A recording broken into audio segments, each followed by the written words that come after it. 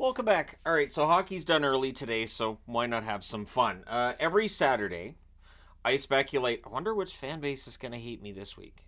Which one is it that when I post my power rankings is going to say clearly hates us? And it's odd because Vancouver and Boston are in the top five, and for a while there, Vancouver, Boston, and Dallas were like one, two, three in whatever order on the power rankings board, like four, five, six, one, two, three. Like it's been quite the season. Now the power rankings, I update them daily. I do not care who beat who in terms of who my favorites are or aren't. I don't feel like I'm tougher on teams that I cheer for than others. I've had that comment made many times over. All right, but Dallas has had their good moments this year. They have a good record, but I want to talk about it. I want to talk about it because there's a lot of discussion about the power rankings. First off, standings don't matter. Standings make absolutely no difference. If I was going to on every Saturday before I do my power rankings, because remember, the power rankings have already changed since last night. So there were two games played today. St. Louis, the Caps, the Canucks all move. Montreal didn't move today. So there's a little bit of a notice on how I decide, and that not necessarily every game involves movement. And that's been the problem for Dallas. Their schedule over the last month has not been a very difficult schedule. So, of the 12 teams they've played over the last month, 5 are above the playoff line. So they're beating teams they should. That's not a bad thing, but I want to get into it. So it started, and I went back exactly a month. It starts with the 6-3 loss against the Nashville Predators. They trailed that one 2-0 after 2, and it just fell apart. Ottinger saved 32 out of 36 in that one, and then there's a couple of empty netters as well. They did beat Chicago. Notice the orange writing, bottom row. There are four bottom row teams here. There's one top row team here, and that is worthy of discussion as well. So against the bottom row, Chicago Blackhawks, they trailed 1-0 after 2, and then they scored in the third. So Marchment gets the game winner at 14-24 the third. Notice, the down arrow here against Nashville means I look at that one and go, all right, I got to move them down a bit. Winning over Chicago does not involve moving up. However, let's say they have this win over Chicago and the team directly beneath them on the power rankings has a really good game against Colorado. Really good game against Florida. Dallas may very well drop. So that dash just means they don't move up from that. It doesn't necessarily mean another team can't pass them. Then the following game, you get an up arrow for this one. They beat the LA Kings 5-1. Of course, LA's been in a terrible slump.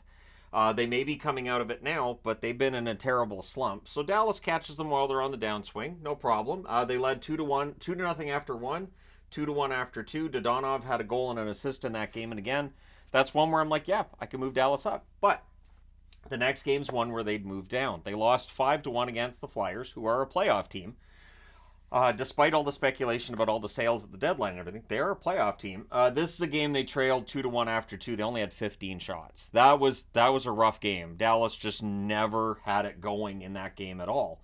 They did bounce back in the next game. They beat New Jersey 6-2. So up arrows. So you have 2 up arrows, 2 down arrows, and you have 1 dash, right? Now the 6-2 win, they actually led that one 6-0 in the third. Hintz ended up with 2 goals in that game. So Rope Hintz with a good night. And then they move on from there to the Islanders, where it's an overtime loss, 3-2. They trailed 1-0 after 1. Pavelski had 2 assists. You'll notice the dash there, because it's an overtime loss, so no movement up, no movement down, unless a team beneath them played better than they did that night. So Detroit, they win 5-4. That's the one top row team they've played is Detroit. And oddly enough, it's a team that I'm sure people are saying, why are they top row? There may be those comments as well. Now, they trailed that one 2-1 after 1. They led 5-2 after 2, and they ended up holding on and winning 5-4. Bizarre game. Rope Hintz, 2 goals, 2 assists. And that's the consistency I talk about, where from one period to the next, you're not quite sure what you're getting with them. So, yes, it's a win. There's a dash there. I did not move them up for that win because I felt like that there's a lot of inconsistency there. Anaheim. Overtime win 4-3. Again, Anaheim, a bottom row team. They trailed 3-2 in the third period. They needed to come back and tie it. Harley with the overtime winner. So again, is there a dash? Absolutely. I'm not going to move them down. They won the game. Washington, it's another overtime win, 5-4. They led 4-2 in the third, and they allowed 2 goals. So the lead got away from them. And then it's Harley that bails them out in overtime. So In this game here, they're trailing 3-2 in the third. This one, they're leading 4-2 in the third. You shouldn't be trailing against Anaheim. I like to see a team hold on to that lead in the third period, right? So, are they wins? Yes, but did I bump them up for that? No. Buffalo, they win 2-1. Bottom row team, Buffalo. They led 1-0 after one. The thing is, they were outshot 47-30, and if not for having a really good third period shot wise, the shots would have been way more in favor of Buffalo. I did feel like they were outplayed by Buffalo through most of that game. In fact, before the Toronto game, Pete DeBoer was asked about the Buffalo game and said there wasn't anything positive to take from it. So their own coach was saying basically that game, you throw that out. So, right? Then in Toronto, they lose 5-4. They led 2-1 after one, and they allowed 3 power play goals. One problem they've had recently, which maybe started getting sorted against Montreal, their penalty kill, terrible. Allowing, I think it was 8 power play goals on 13 power plays or 7 on 12, like just not good. Yesterday, they win against Montreal. Montreal, of course, a bottom row team that lost 7-2 today against St. Louis. They beat Montreal 3-2. All the goals in the second period. Sagan with 2 goals, and honestly, I thought Montreal controlled a lot of the neutral zone in that one. I thought Montreal had a pretty good game. Minnesota.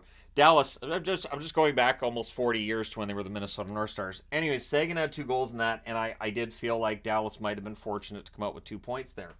So, standings don't matter. And for anybody who's frustrated and saying, well, it's not their fault, their schedule's not involved a lot of the heavy hitters in the NHL. Right, and I've said that. But it also does mean that they're less likely to move up in the power rankings because they're not beating those teams that are higher than them in the standings on the power rankings other than Detroit. They haven't had a game. They had the loss against the Philadelphia Flyers, who are 1 spot ahead of them currently on the power rankings. But their upcoming schedule is going to tell the tale. And if they can come through these 5 games with a good record, they're moving up the power rankings. Tuesday, they are playing against the Carolina Hurricanes, a team that's in the top row of the power rankings. On Thursday, they're against Nashville, a team they've had their struggles against this year, and a team that is definitely one of their better rivals. I think the Nashville-Dallas rivalry might be the nastiest of the rivalries for Dallas right now. Then on Saturday, they're against the Oilers. The Oilers, of course, cooling down a little bit, but still 17 wins in 19 games is pretty good. That's a pretty good record. Then on Monday, they're against Boston, and on Tuesday, they're against the Rangers. So you got back-to-backs here with Boston and the Rangers. So by next Saturday, they'll have played Carolina, Nashville, and the Oilers. All 3 of those teams either in a playoff spot or right next to a playoff spot, and that will tell you a better idea of where they are in the standings, I think, than this past week, where they do beat Buffalo and Montreal. Those are towards the bottom of the power rankings, and they lost against Toronto, a team that's right around the middle of the power rankings. So that's why they don't move up this week. So this week, the Avs dropped 3 spots, the Jets dropped 3 spots, and the Stars dropped 1 spot. And they only dropped 1 spot because the Flyers passed them. The Flyers have their game back coming out of the All-Star break. Clearly, they needed that. But yeah, that's the only thing that happened this week. And I understand that people will say, well, he's got him ranked behind this one. The power rankings are always in flux. Teams are always in the process of moving up, moving down, and from one week to the next, it'll change. But I also don't feel like if a team loses a few games that week that there should be a huge change. And if you look at Dallas, there hasn't been that huge change for the most part in their rankings. So from week 0, which is where I am at the start of the season, week 0 I had them 7th. They move up to 5th, they move up to 4th, and then they drop to 6th. So weeks 0 through 3, they're top row all 4 weeks. They're top 4 from weeks 4 to 7 as well. They were 6th, 4th, 7th, and 8th. And then from weeks 8 through 11, they go from 4th, they drop to 10th, rough week there. Stay 10th, move back up to 7th. From weeks 12 through 15, they're 9th, and then 12th for 2 weeks in a row, move up to 10th. Week 16, they were 11th. This week, they dropped to 12th because Philly passes them. So really, Dallas has been about the same spot for weeks, which I understand is frustrating people in Dallas and Dallas fans. But I haven't had much to go on in terms of saying I think they're playing better than Florida or Colorado, or I think they're playing better than Winnipeg. They haven't had games against those teams, and so I have to grade them by who they're playing against and how they win those games. Because again, the standings don't matter. We always talk about how the President's Trophy winner chokes in the playoffs, which is true. But in some cases, teams might be winning games and not necessarily be playing exceedingly well. I think all the way back to 2012, for instance, as a Canuck fan, where the Canucks win the President's Trophy, but I didn't feel like they were anywhere near as good in 2011, 2012 as they had been the year before. I was actually kind of like, oh, I don't want them to win the President's Trophy. Come on. And I only say that because I felt like they needed some more work on their game, and it felt like if they finished first in the NHL, maybe they'd take it for granted they were going to get out of the first round, and I had some concerns, and then they were out in the first round. So over the last month, Duchesne's been their leading scorer. 6 goals, 6 assists, 12 points in 12 games. He's been very good. He's been a minus in the plus-minus category, but he's been good on the power play, right?